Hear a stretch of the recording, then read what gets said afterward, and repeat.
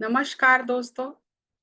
ब्रह्म ऋषि सुभाष पत्री जी ने तेलुगु भाषा में जो भगवत गीता पर व्याख्यान दिया, इसका हिंदी अनुवाद करने में कनाडा से डॉक्टर स्पंदना ने पूरा समय दिया और सहयोग करके हिंदी अनुवाद करके हमारे साथ पत्री जी का ज्ञान साझा किया। उन श्लोकों का हिंदी अनुवाद उसी तरह मैं वॉइस ओवर करके आपके साथ साझा कर रही हूँ। 2 श्लोक हम पहले कर चुके हैं। आज तीसरी कड़ी में तीसरा श्लोक ले रहे हैं और पत्री जी ने जहां एक नया श्लोक लिया, उसके साथ ही साथ पीछे वाले श्लोकों का सार भी साथ ही जोड़ते चले गए। जो भगवत गीता का मुख्य सार है वो पत्री जी ने हर श्लोक में दोहराया है। तीसरा श्लोक आपके साथ साझा कर रही हूं। श्लोक पत्री जी की आवाज में है और सिर्फ उनका व्याख्यान मैंने वॉइस ओवर करके आप तक पहुंचाने का एक प्रयास किया है ताकि सभी को पत्री जी के ज्ञान का लाभ मिले। तपस्विभ्योऽधिको योगी तपस्विभ्योऽधिको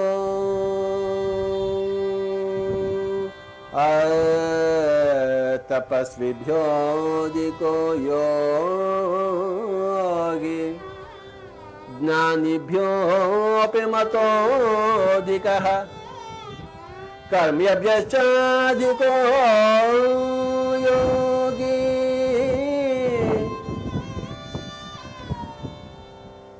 तस्मात् योगी भव योगी भव योगी भव योगी भव योगी भव।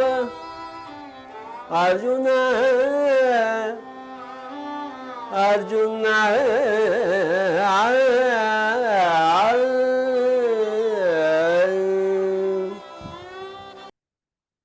इस श्लोक का व्याख्यान देते हुए पत्री जी कहते हैं, तपस्वीभ्योऽधिको योगी ज्ञानीभ्योऽपि मतोऽधिका कर्मेभ्यश्चाधिको योगी तस्मात् योगी भव अर्जुना।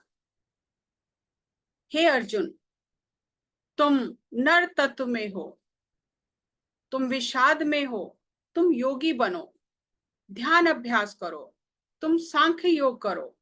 तुम नर तत्व में हो, तुम योगी बनो, तुम नारायण बनो। युद्ध के समय श्री कृष्ण अर्जुन को सत्य ज्ञान दे रहे हैं और कह रहे हैं कि तुम योगी बनो। श्री कृष्ण कहते हैं जो शरीर को तपाते हैं वे तपस्वी हैं। शरीर का आत्मा से कोई संबंध नहीं है, यानी शरीर को तपाने से आत्मा का अनुभव नहीं मिलता। ये श्लोक भगवत गीता का सार है, मुख्य संदेश है। युद्ध के समय श्री कृष्ण ने कहा योगी बनो। योगी तपस्या करने वाले से महान है। शरीर को तपाने से कुछ नहीं होगा। शरीर को तपाने से आत्मा का अनुभव नहीं कर सकते। शरीर को क्षीण करके आत्मा का कुछ भी अनुभव नहीं पा सकते। जटाएं रखने से, शरीर को तपाने से, पांडित्य से भी आत्मा को नहीं पा सकते। अगर कोई अच्छे कर्म कर रहा है तो वह भी काफी नहीं है। योगी ध्यान योगी बनकर ही आत्मा का अनुभव कर सकते हैं। योगी सबसे महान है। पिरामिड स्पिरिचुअल सोसाइटीज मूवमेंट का मुख्य सिद्धांत ध्यान योग सिखाने का है। पिरामिड स्पिरिचुअल सोसाइटीज मूवमेंट सभी को ध्यान योग सिखा रही है। योग का अर्थ है मिलन। ध्यान कैसे करना है? ध्यान विधि मन को शून्य करना है। ध्यान करने के लिए आंखें बंद करें, हाथों पैरों को क्रॉस करें और अपनी स्वाभाविक सांसों के साथ रहें। हमें स्वयं से जुड़ना है। श्री कृष्ण वेद व्यास योगेश्वर हैं और वे अर्जुन को योगी बनने के लिए कह रहे हैं कि अपनी आत्मा के साथ एक हो जाओ, अपने आप के साथ एक हो जाओ। जब कोई जीवित योगी से सीख रहा है तो ये महान धन है। उसका ज्ञान लेना ही सबसे उत्तम धन है। हमें कुछ और करने की जरूरत ही नहीं है। जन्मों जन्मों से इस ज्ञान को पाने के लिए हम धरती पर आते हैं और कई जन्म लेते हैं। श्री कृष्ण अर्जुन को कह रहे हैं, तुम राजा हो, तुम प्रजा का पालन कर रहे हो, पर क्या अपने आत्मराज्य पर राज कर रहे हो? क्या खुद का पालन कर रहे हो? क्या तुमने अपने आत्मराज्य को पाया है? तपस्विभ्योऽधिको योगी तपस्विभ्योऽधिको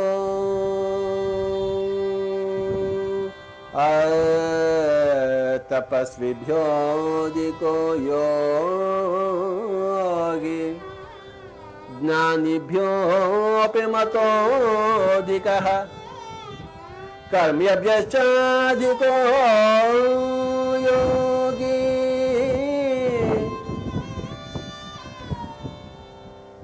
तस्मात् योगी भव योगी भव योगी भव योगी भव योगी भव। अर्जुन अर्जुन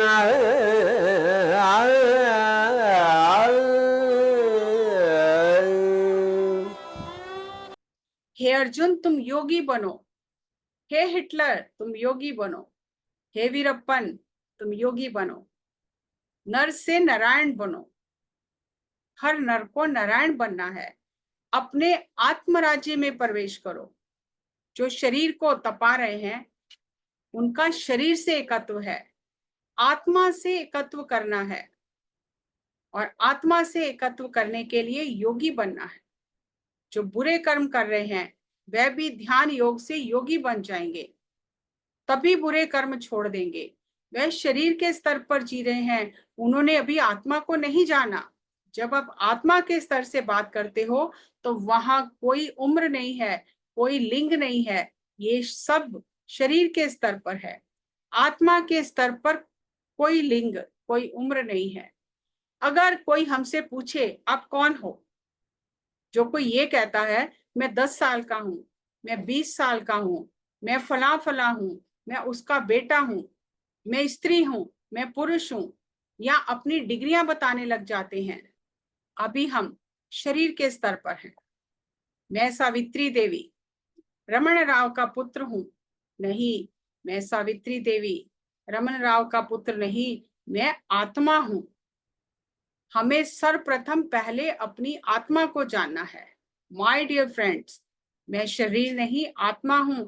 यही भगवत गीता का सार है, यही कुरान का सार है, यही बाइबल का सार है, यही तिब्बती बुक ऑफ डेड का सार है, यही इजिप्शियन बुक ऑफ डेड का सार है। वेद उपनिषद सभी का सार यही है, आप शरीर नहीं आत्मा हो। यही रमण महर्षि का सार है, यही गौतम बुद्ध का सार है, यही योग विशिष्ट शिव पुराण, सभी योगी यही बता रहे हैं। You are not this body, you are the atma, you are the experiencer, you are the perceiver, you are the thinker, you are the knower, you are the doer, you are the experiencer, knower, doer, thinker. Swami Chinmayananda ji कहते हैं, हम महसूस करने वाले हैं, हम शरीर नहीं हैं, हम देखने वाले हैं। हम क्या हैं? हम शरीर नहीं आत्मा हैं। भगवत गीता के मध्य में अर्जुन ने श्री कृष्ण से ये सोचते हुए पूछा कि आप कौन हैं?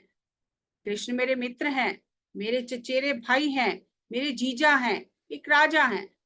अर्जुन ये नहीं समझ पा रहा कि कृष्ण कौन है। अर्जुन के माध्यम से वेद व्यास जी ने हमें ज्ञान दिया। श्री कृष्ण अर्जुन के माध्यम से हमें ज्ञान दे रहे हैं। उन्होंने कहा, अहम आत्मा गुणाकेश अहम आत्मा गुणाकेश सर्वभूताशय स्थितः अहम आदिश्च मध्यम च भूतानां अन्त एव च अहम आत्मा गुणाकेश। अहम आत्मा गुणाकेशा। हे अर्जुन, मैं आत्मा हूं, मैं शरीर नहीं हूं। हे अर्जुन, मैं आत्म पदार्थ हूं। मैं देवकी पुत्र, देवकी नंदन, किसी का भाई भतीजा नहीं हूं। मैं आत्मा हूं जो सर्वभूतों में, सर्व कालों में, हर समय स्थित है। एक व्यक्ति दूसरे व्यक्ति को कब प्रवचन दे सकता है? जब दूसरा व्यक्ति सुनने के लिए तैयार हो। कृष्ण अर्जुन को भगवत गीता सुना रहे हैं, लेकिन कौरव कृष्ण को नहीं समझ सके। कौरवों और पांडवों में क्या अंतर है? कृष्ण कौरवों को नहीं समझा सके, कौरव उन्हें समझ नहीं पाए, लेकिन कृष्ण पांडवों को समझाने में सफल रहे, क्योंकि कौरव इंद्रियों के स्तर पर सोए हुए हैं और पांडव इंद्रियों के स्तर पर जागे हुए हैं। यही अंतर है। इसलिए कौरवों को सत्य नहीं कह सकते, अर्जुन और पांडवों से कह सकते हैं। जो इंद्रियों में लिप्त होता है, उनको आत्म तत्व बोलने से भी समझ में नहीं आता, उनके बुद्धि में नहीं जाता, उनके दिमाग में नहीं जाता। जब इंद्रियों को जीतते हैं, तभी आत्म तत्व समझ में आता है। गुणाकेशा, गुणा अर्थात निद्रा को जीतना। उदाहरण के लिए, जो सो रहा है, अगर हम उन्हें कुछ भी कहें तो उन्हें सुनाई नहीं आता, क्योंकि वे थक कर सो चुके हैं। इसी तरह जो इंद्रियों की गहरी नींद में है, उन्हें जगाया नहीं जा सकता। गुणा अर्थात निद्रा। अर्जुन को गुणाकेशा कहा, जो इंद्रियों के स्तर पर जागा हुआ है, वे सुप्त अवस्था में नहीं है। मनुष्यों में दो प्रकार के मनुष्य हैं, एक कौरव जाति और एक पांडव जाति। पांडव 5 हैं, कौरव 100 हैं और कृष्ण 1 हैं। कृष्ण, वेद व्यास, बुद्ध जैसे महान लोग आते हैं तो कौरव उनकी परवाह भी नहीं करते। वे कृष्ण और वेद व्यास के पास नहीं जाते, उन्हें जरूरत ही महसूस नहीं होती। पांडव ज्ञान को समझते हैं। कृष्ण ने कौरवों से पांडवों के लिए 5 गांव मांगे। कौरवों ने कृष्ण का अपमान किया, उनकी उपेक्षा तक की। उन्हें ज्ञान नहीं चाहिए था। कौरवों ने सेना मांगी और पांडवों ने कृष्ण को मांगा। उनकी अपेक्षा वहीं तक है, उन्हें ज्ञान नहीं चाहिए। पांडवों की अपेक्षा सीखने की है। पांडवों ने कहा, आप हमारे साथ रहो। यही सोच का अंतर है। जिसको सत्य चाहिए, उसे ही सत्य अवगत होता है, जिसे नहीं चाहिए, उसे सत्य अवगत नहीं होता। जैसे जिसकी संगीत सीखने की इच्छा है, वही संगीत सीखता है। जिसको इच्छा नहीं है, वह सीख नहीं सकता। यदि कोई संस्कृत सीखना चाहता है, तो उसके मन में पहले ये विचार होना चाहिए कि मुझे संस्कृत सीखनी है, तब कोई आकर उसे संस्कृत सिखाएगा। मूल आवश्यकता ही सीखने की इच्छा है। जबरदस्ती कोई भी सिखा नहीं सकता। गुरु भी खोज करते हैं कि ऐसे शिष्य कहाँ हैं जो सीखने के लिए तैयार हैं, मैं किसे सिखाऊं। जब विद्यार्थी ध्यान योग सीखने के लिए तैयार होता है, तो मास्टर आ जाता है। इसी तरह ध्यान योग में भी गुरु देखता है कि किसे ध्यान सीखना है, कौन ध्यान सीखने के लिए तैयार है। हर व्यक्ति को ध्यान नहीं सिखा सकते। कौरवों को ज्ञान की परवाह भी नहीं है, वे राज्य चाहते हैं। वे 5 गांव देने के लिए भी तैयार नहीं है। वे भौतिक चीजों से बहुत जुड़े हुए हैं। जब उनकी मानसिकता ही ऐसी है, तो जो कृष्ण कह रहे हैं उनके दिमाग में घुसेगा ही नहीं, क्योंकि उनकी सोच प्रापंचिक है। कृष्ण दोनों के बीच मध्यस्थता कैसे कर सकते हैं, क्योंकि वे बिल्कुल सुनने को तैयार ही नहीं है। वे समझना ही नहीं चाहते, उन्हें और राज्य चाहिए। 2 प्रकार की मानसिक अवस्था के लोग होते हैं। ज्यादा कौरव हैं, पांडव सत्य सीखने के लिए तैयार हैं, कौरव तैयार नहीं है। पांडवों की सत्य की खोज है, वे सत्य के लिए प्राण न्यौछावर करने के लिए भी तैयार हैं। उन्हें सत्य चाहिए, उन्हें राज्य का मोह नहीं है। पांडवों को सिद्धि पाने की इच्छा है, जबकि कौरव सोचते हैं उन्हें ऐश्वर्य और आराम चाहिए। अच्छा खाना, अच्छा सोना, हर कोई मेरा गुलाम हो, दूसरों की जगह पर कब्जा करना, ये उनकी इच्छा है। वो ये पाना चाहते हैं। यहाँ पत्री जी ने 2 श्लोकों को लेकर जो एक दूसरे से जुड़े हुए थे उनका अर्थ, भावार्थ, आत्मा का अर्थ बताया। और जब महाभारत के युद्ध के बीच में अर्जुन पूछता है कि आप कौन हो, उसे लगता है राजा हैं, मेरे चचेरे भाई हैं, मेरे जीजा हैं, तो श्री कृष्ण भगवान ने कहा अहम आत्मा गुणाकेशा, मैं आत्मा हूं। जब हमसे कोई पूछता है आप कौन हो और हम अपना नाम, डिग्रियां, अपनी उम्र, अपना लिंग बताने लग जाते हैं, तो इसका मतलब हम शरीर के स्तर पर जी रहे हैं, हमने अभी आत्मा को नहीं जाना है। इसीलिए श्री कृष्ण भगवान बार बार अर्जुन को कह रहे हैं, युद्ध के मध्य में, युद्ध के समय अर्जुन को कह रहे हैं, हे अर्जुन तुम योगी बनो। और यही संदेश हम सबके लिए है कि हम ध्यान सीखकर, ध्यान योग से हम योगी बन जाएं। और एक बहुत ही अद्भुत सूत्र पत्री जी ने दिया कि ध्यान करने से योगी बनते हैं और ध्यान का प्रचार प्रसार करने से योगेश्वर बन जाते हैं, और हर किसी को नर से नारायण बनना ही है।